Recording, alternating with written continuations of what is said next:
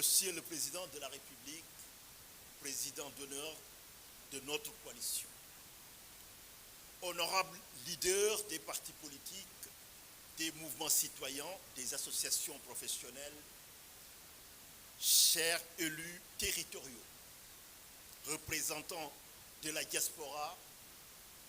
des femmes, des jeunes, des cadres, chers camarades, permettez-moi avant tout de vous souhaiter à toutes et à tous une chaleureuse bienvenue en cette journée historique. Monsieur le Président, vous venez de nous rejoindre. Et je voudrais, au nom des 500 leaders du Conseil des leaders de la coalition Diomaye, ici présents, vous dire combien votre présence magnifie cette assemblée. Mais je veux aussi vous rassurer, pendant que vous nous rejoignez, nous avons travaillé. Nous avons travaillé avec la seule obsession, c'est de vous offrir des outils à la hauteur de votre vision pour le Sénégal. Et le résultat est là, palpable, historique. C'est l'adoption d'un acte fondateur. Oui, chers camarades, nous étions réunis pour un acte majeur, doter la coalition d'une charte, d'un règlement intérieur digne de notre ambition. Monsieur le Président, je suis fier, immensément fier de vous annoncer que ces deux textes ont été adoptés à l'unanimité par acclamation par cette auguste assemblée.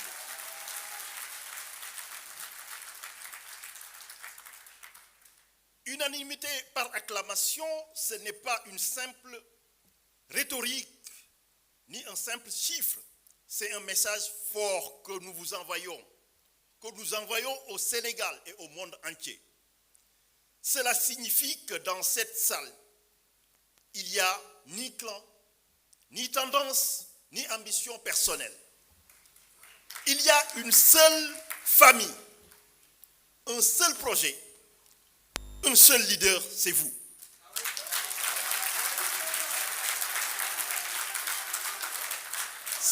Cela signifie que nous avons compris que l'union fait la force et que la discipline est notre bouclier. Sur ce, avec votre autorisation, vous allez me permettre, comme nous avons mené les travaux, une partie en Wolof, de faire la restitution et la synthèse en langue Wolof. Monsieur le Président, sànq laataa nga ñëw ci salle bi ñu ngi doon waxtaan ba juboo ba mànkoo ñu adopté li nga xam ne moom mooy suñu charte ak suñu règlement intérieur. Charte bi moom mooy suñu constitution ñun coalition Diomaye moo ñu tënk ñun ñii leaders yi ci anam yi nga xam ne ci la ñu nar a àndee mu nar a nekk ànde nawle mu nekk ànd nawle teg ko ci dëgg mais surtout lal ko ci ngor. Charte boobu ñu adopté tey laataa ngaa yegg ci salle bi moom moo ñuy wax nan la ñu nar a àndee mais ñun ñooy kan, fan la ñu jëm ak kan la ñu fay demee. Préambule boobu wax nañ ko sànq dafa feddali valeur yi nga xam ne ñoo tënk sa vision ak sa projet présidentiel, muy valeur justice, muy valeur souveraineté, muy valeur bonne gouvernance, muy valeur jàmm ak aussi jàmm bu sax dàkk ànd ak koom, muy prospérité partagée bi nga xam ne ku ci nekk dina ci gis boppam. Loolu adopté nañu ko bu préambule bi wëyee ouverture coalition bi fàttali ñu ko ñaax nga ñu ko ci sa lettre de mission bi nga xam ne moom mooy bataaxal bi nga xam ne moom la ñu publié woon le 11 mars 2025 mu déterminer méthodologie wu coalition bi moom mooy ouverture ci force vive Sénégal yépp maanaam ñu tàllal loxo ndéem yow c'est le président de tous les Sénégalais ga yow nga ñaax ñu fexe ba tëgg benn coalition bi nga xam ne en tout cas bépp Sénégalais dina ci gis boppam ak fu muy mënti nekk ak fu mën di yeewoo ci Sénégal mais aussi pour jeexal ci préambule bi dañu feddali suñu engagement ngir gunge la ba ci sa mandat bi 2029 fu muy jeexe mais aussi ci titre 1 bi ñu wëyal continuité maanaam li nga xam ne moom nga jaayoon sénégalais yi laata ngaa jot ci bopp réew bi mais aussi renouveau maanaam coalition bi nga xam ne dafa demoon wuti nguur mënta bokk ak coalition bi nga xam ne mooy yor nguur ñu tëggaat ko ci ay anam yi nga xam ne dinañu permettre ñu gunge la ci xalaat ci jom ci ay vertu ci engagement mais aussi ci compétence loolu bu wëyee dañuy permettre aussi ci charte bi dañ ci féddale en tout cas lan la ñu mën a gën a ñoŋalee jàppale bi nga xam ne ñu ngi la koy jàppale muy soutien bi mais aussi ñu renforcer unité bi nga xam ne manko bu war a am ci ñi nga xam ne ñoo ŋànk coalition bi monsieur le président titre 2 bi aussi dafa décrire organisation wu coalition bi bu ci njëkk moom mooy yaay kilifa wu coalition bi parce que yaay assurer présidence d'honneur bi yow yaa tabb ci nga xam ne moom mooy superviseur général bi yow tey ci sas bi nga ko jox mu ci xëy li ci gont mën nañ koo tegal toftal ko ñaari adjoint yi nga xam ne ñoo koy jàppale ci liggéey bi mais jàppal ni yow yaay guide bi yaay capitaine bi article 4 bi conseil des leaders mooy mbooloo mu fi teew ñoom ñooy déterminer orientation stratégique yi mais ci lu ñu ko tëggee dafay obéir li nga xam ne mooy esprit wu lettre bataaxal bi nga xam ne jibal nga ko le 11 mars 2020 le 11 novembre 2025 maanaam tey ñu fexe ba ñi nga xam ne en tout cas ñoo composé Sénégal muy parti politique yi muy mouvement citoyen yi muy association professionnelle yi muy personnalité indépendante yi muy diaspora bi ak ay acteurs am ñu mën ci gis seen bopp kooku fexe nañ ba bëral ko ba dugal ko ci biir charte bi pour gàttal am na benn comité bi nga xam ne mooy taxawu ci liggéey bi donc conseil des leaders bi parce que conseil des leaders bi mooy kàngam yi ñoom ñooy xalaat ñoom ñooy nas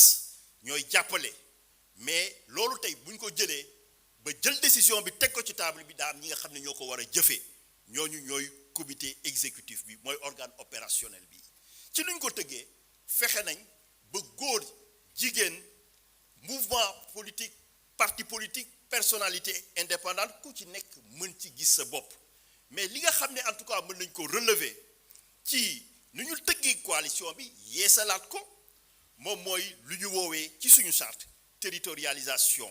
territorialisation bu militantisme bi maanaam membre bi mënatoon ñëw rek ne ci coalition Diomaye laa bokk damay militer au niveau national naam mën nga am ay responsabilité nationale mais aussi gox bi nga xam ne fa ngay yeewoo muy gox-goxaat muy département wala mu nekk ci beneen réew ci diaspora bi foofu tey dañ lay rattaché obligé la aussi nga mandargal sa engagement foofu tey pour jeexal teg nañ ay règle décision yooyu tey dañu jàngat ci sa personnalité ci sa parcours ci ñaari at yi ni nga yore réew mi ci dal ci fit mais aussi ci fula bu mat sëkk kooku ba ñu yóbbu ñu ne comme dañ lay jàppale ci li nga xam ne moom nga ñu woo mooy li ñu won mooy diisoo consultation maanaam balaa ñoo jël décision suñu principe bu njëkk moom mooy ñu diisoo suñu biir bu ñu diisoo ñu jéem a fexe am consensus maanaam nan la ñuy jéem a méngale xalaat yi ak gis-gis yi bu loolu mënta am ñu jàpp ni aussi coalition bi warta taggateeg mbee dafa war di dox warta taxaw donc ñu jël pour question ordinaire yi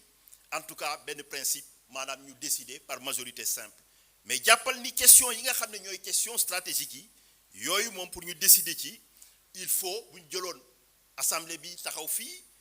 bu ñu ko xaajee ñetti xaaj maanaam foog ñaar ñi d'accord pour ñu mën a jël ay décisions mais kooku mooy principe bi mais exception bi comme yow la ñuy gunge yow yaa war a jiitu ñu topp sa ginnaaw maanaam bu dee am na situation assemblée bi déggoowuñu seen biir wala mënuñu jël décision yow dañ la jox benn prérogative bi nga xam ne mooy clause de sauvegarde bi nga xam ne daf lay permettre en tout cas pour assurer la continuité et la stabilité du projet présidentiel nga joxoon ñu topp foofu donc loolu fu may tëjee moom mooy aussi coalition bi tëgg nañ comme ni ñu doon doxee ba léegi ci yan anam la ñu war a financer wu am nañu règlement intérieur aussi bi nga xam ne ànd bu nekk foog ñu wax ci yan règle ci yan ponk ak charte la ñuy àndee quelque part kooku aussi bëral nañu ko détaillé nañ ko ci suñu règlement intérieur léegi lu ci gën a am solo aussi moom mooy tey tëggaat nañ suñu coalition mën nañ jàpp ni tey le 7 mars dina dugg ci taarixu histoire politique u Sénégal ci nii wala ci nale mais lu mënta am moom mooy tey ñu ngi feddali suñu kóllëre ci charte bi bëral nañ ko ci maanaam ñetti mbir soutenir le mandat présidentiel maanaam tey ci dige bi nga dige woon Sénégalais yi li nga namm sa xementeef fii ba 2029 coalition bi dina la ci taxawu jàppale ci ba bu mat sëkk di ci xëy di ci gont beneen ponk bi aussi moom mooy coalition bi ñi nga xam ne ñoo ko bokk ñu ko ŋànk ay acteurs ay woy politique la ñu yàgg nañu yëngu ci langue politique bi ñooñu tey dañu yori parti yori mouvement ñëw bootu sa ginnaaw pare pour gunge la donc ku wax loolu wax ni am na ay jogante yi nga xam ne ci calendrier républicain yi la nekk muy élection locale yi nga xam ne ñu ngi ciy jëm ak beneen xeetu élection bu mën a am en tout cas ñoom taxaw nañ ngir nekk benn say xàccendoo dóorandoo taxaw sa ginnaaw beneen bi aussi mooy fa lay tëjee mooy ancrage politique durable maanaam dafa nekk coalition bi nga xam ne dafa juddu taxaw aussi longtemps que da ngay nekk ci boppu réew mi day continuer di tax dàkk di sax dàkk bootu sa ginnaaw di la jàppale ci li nga xam ne moom nga digg ak sénégalais yi président loolu laa la bëggoon a jottali tey di jaajëfal leader yi nga xam ne ñoo fi teew di rafetlu taxawaay bi di la ne président dalal ak jàmm ci sa biir coalition merci.